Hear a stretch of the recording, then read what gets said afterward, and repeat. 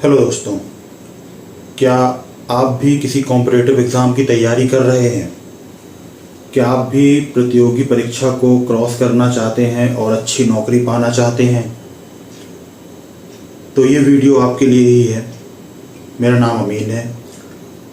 तो स्वागत है आपका हमारे चैनल पन्ना एजुकेशन में। और आज हम बात करने वाले हैं कॉम्पिटिटिव एग्ज़ाम को क्रॉस करने के लिए क्या स्ट्रेटजी होना चाहिए और आप कैसे उस एग्ज़ाम को क्रॉस कर सकते हैं।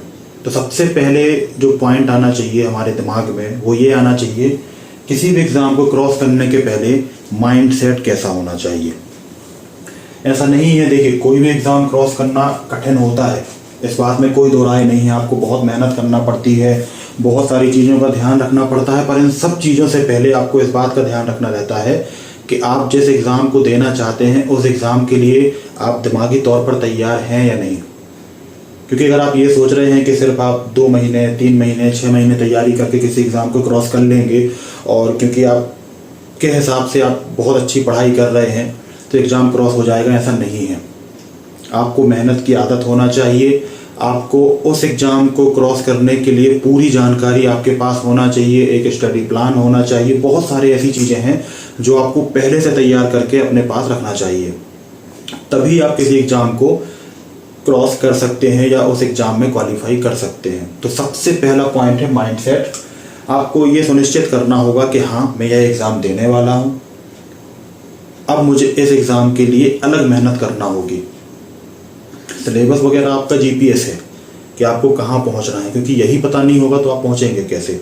तो सबसे पहला जो पॉइंट आता है वो आता है माइंडसेट। अपने आप को इस बात के लिए तैयार करना कि अब मैं तैयार हूँ इस एग्ज़ाम को देने के लिए या इस एग्ज़ाम में बैठने के लिए, और मेहनत शुरू करनी होगी। दूसरे नंबर पे बात करते हैं हम सिलेबस की। तो सिलेबस, जैसा मैंने कहा कि सिलेबस एक जीपीएस होता है जो आपको यह बताता है कि आपको कहाँ पहुँचना है। लेकिन सिर्फ सिलेबस से आप एग्ज़ाम क्वालिफाई नहीं कर सकते। आपके पास एक स्टडी प्लान होना चाहिए, डेली स्टडी प्लान होना चाहिए। आपको मेरे हिसाब से सिलेबस को 3 पार्ट में बांट लेना चाहिए। पहला तो सरल, इजी, मॉडरेट और टफ के फॉर्म में, कि क्या चीज़ें सरल हैं, क्या चीज़ें मॉडरेट हैं और क्या टफ हैं। जब आप ऐसा कर लेते हैं तो आपको यह समझने में आसानी होगी कि आपको किस चीज़ पर ज़्यादा ध्यान देना है, किस चीज़ पर आप थोड़ा कम ध्यान देके भी काम चला सकते हैं। ये तो रहा सिलेबस की बात। और सिलेबस की जानकारी होना बहुत इम्पॉर्टेंट है।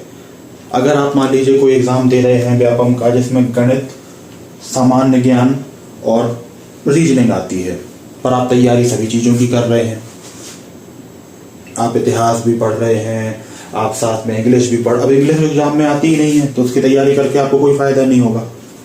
तो सिलेबस और एग्ज़ाम के बारे में आपको पहले बहुत अच्छे से जानना चाहिए कि वह एग्ज़ाम में पूछा क्या जाता है, किस विषय का कितना वेटेज है।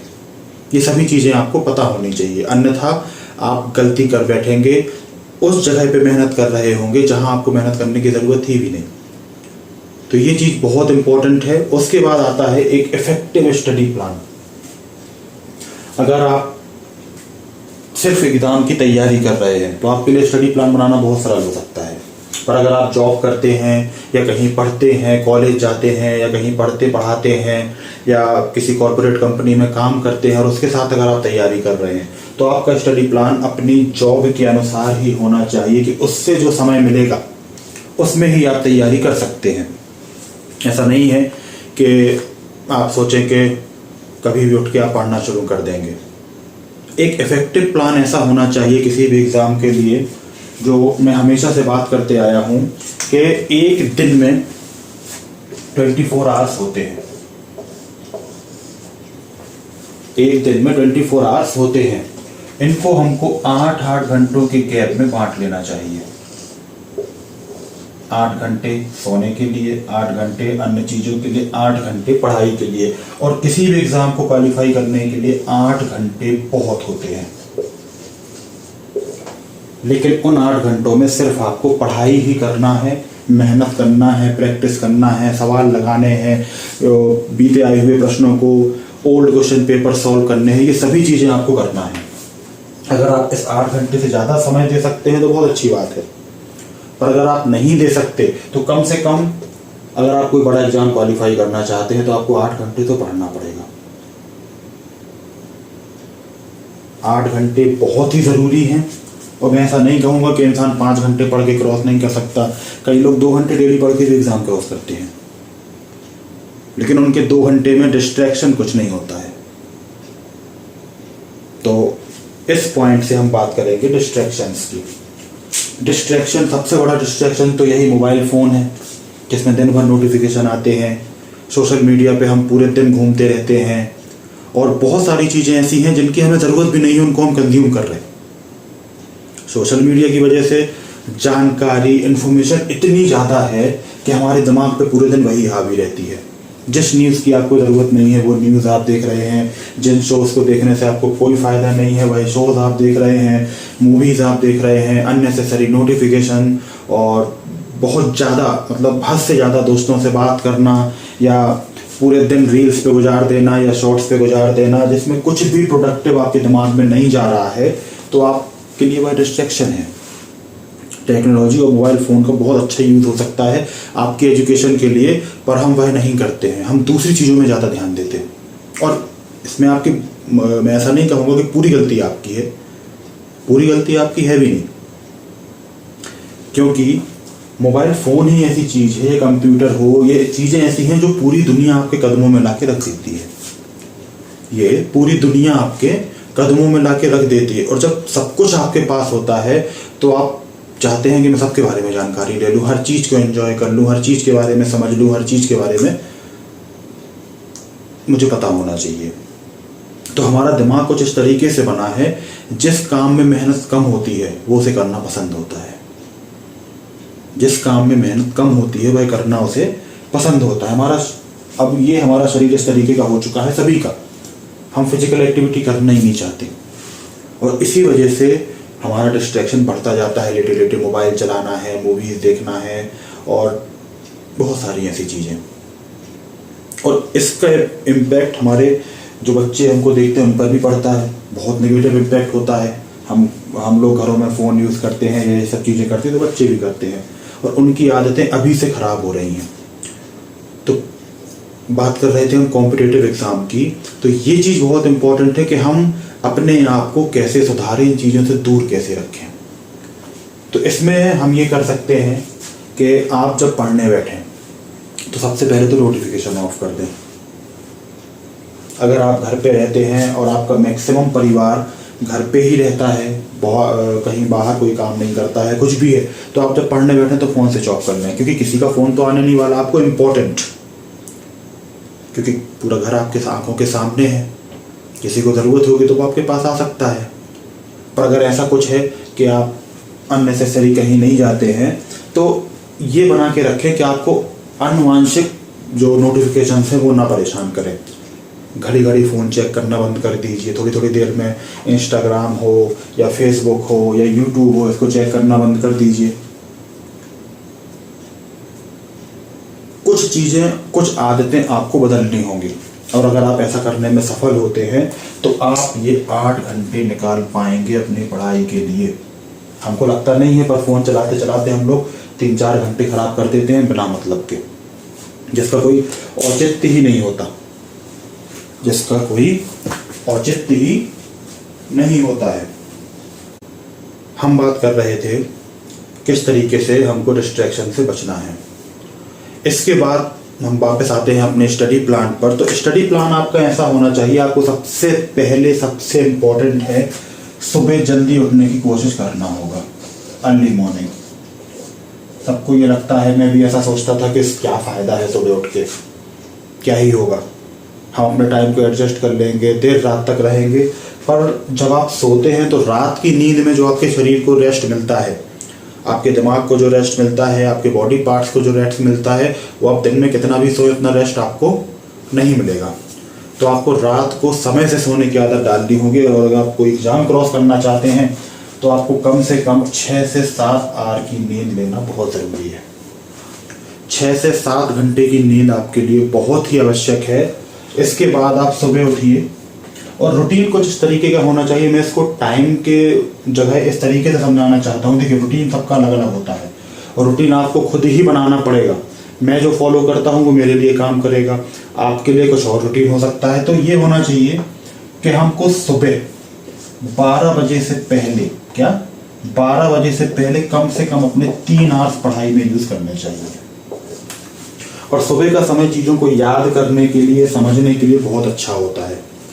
तो 12 बजे से पहले आपको 3 आवर कम से कम यूज करना चाहिए किसी भी तरीके से। अब आप सुबह 6 बजे उठते हैं, 7 बजे उठते हैं, 5 बजे उठते हैं, कैसा भी, तो कम से कम 3 घंटे आपको अपनी पढ़ाई में देना है। फिर 12 बजे से एक सेक्शन हम बनाते हैं शाम को 6 बजे का, 3 घंटे आपको इसमें पढ़ना है। अब इसमें आपका इसीलिए 6 घंटे हैं, 3 घंटे आपका नहाना धोना, खाना पीना और इस तरीके का। देखिए ये रूटीन है कि जब आप सिर्फ तैयारी कर रहे हैं उसके लिए। अगर आपकी ऑफिस वर्किंग है या कुछ है तो आपको अपना टाइम मेंटेन करना रहेगा। 12 से 6 के बीच में आप 3 घंटे पढ़ेंगे और 6 से रात 12 के बीच में आपको 4 घंटे पढ़ाई में देना है। अब जो 12 बजे से पहले का टाइम है उसमें आपको ध्यान रखना है, याद करने वाली जो चीजें होती हैं वो ज्यादा आप इस समय करिए। और मैथ है, कुछ सॉल्व करना है, प्रैक्टिस करना है, लिखना है, वो आप इस समय में करिए जो 6 से 12 ये रात का समय है। इस समय पे आप मॉडरेट पढ़ाई कर सकते हैं, टेस्ट लगाना है, PYQ करना है, किसी चीज़ का डिस्कशन करना है, रिवीजन करना है, ये समय आप यहाँ पे ये जो 3 घंटे हैं यहाँ यूज़ कर सकते हैं। तो ये बहुत इफेक्टिव रहेगा। इन 4 घंटों में मैथ है, रीजनिंग है, इन चीज़ों की बहुत इंपॉर्टेंस होती है। जैसे चैनल पे अगर आप जाएंगे तो आपको वीडियो मिलेगा कि मैथ की तैयारी कैसे करें या मैथ को मजबूत कैसे करें। तो यहाँ हम ये देख सकते हैं कि क्या स्ट्रेटेजी होना चाहिए, कितनी देर, और 4 घंटे अगर आप दिन में मैथ लगाते हैं डेली तो ये गुड इनफ टाइम है कि आप मैथ में परफेक्ट हो जाएंगे।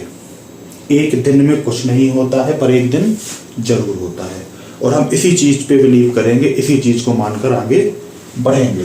तो ये रूटीन आपका दिन में, और इसमें देखिए 9 घंटे निकल आए पढ़ाई के और आपको पता भी नहीं चला कि बहुत कम समय हमने निकाला अपने डेली रूटीन से, पर 9 घंटे निकल आए हैं। अगर आप वर्किंग प्रोफेशनल हैं तो मेरी ये सलाह है, जनरली ऑफिस जॉब 9 से शाम को 5 बजे तक ही होती है, मैक्सिमम 6 बजे तक अगर इसको मान लें हम, तो आपको थोड़ा सा ज़्यादा समय सुबह आप 2 घंटे दे सकते हैं पढ़ाई में, और जब 6 बजे घर आते हैं तो 8 बजे के बाद आप पढ़ने बैठें और कम से कम 2 घंटे आप यहाँ पर दें। आपके पास 4 घंटे तो हैं ही पढ़ने के लिए। तो इन 4 घंटों में से अगर मैथ बेस एग्जाम देना चाहते हैं आप, तो आपको 2 घंटे डेडिकेटेड मैथ को देना रहेंगे, बाकी चीज़ें आपको 2 घंटे में मेंटेन करना होंगी। और आप थोड़ा ज़्यादा समय दे सकते हैं कि आप 6 बजे घर पहुँच गए हैं, 1 घंटे में फ्रेशन अप होके 7 बजे से आप पढ़ने बैठ जाएं, तो आप अपना समय थोड़ा सा बढ़ा सकते हैं। सुबह थोड़ा जल्दी उठ के आप अपना समय बढ़ा सकते हैं। तो ये चीज़ें आप पर डिपेंड करती हैं कि आप कितना ज़्यादा समय अपने उस एग्ज़ाम को देना चाहते हैं।